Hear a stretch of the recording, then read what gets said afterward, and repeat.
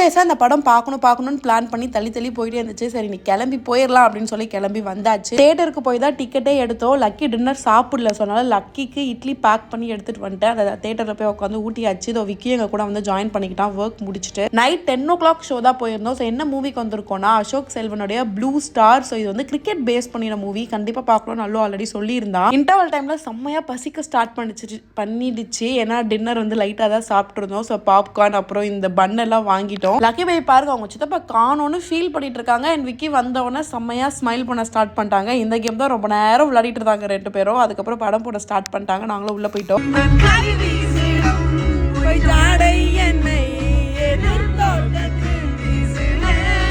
இந்த பாட்டுக்காக இந்த மூவிக்கு போகணும்னு நான் நினச்சிருந்தேன். ஸோ மூவியும் முடிஞ்சிருச்சு. லக்கி நல்ல தூக்கத்தில் இருந்தாங்க. அப்புறம் சடனாக வேக்கப் ஆயிட்டாங்க. மூவி எங்களுக்கு ரொம்பவே பிடிச்சிருந்தது. நீங்கள் படம் பார்த்துட்டீங்களா அப்படின்னு கமெண்ட் பண்ணுங்க. ஆன் த வேல ஒரு டீயை போட்டு வீட்டுக்கு வந்தாச்சு.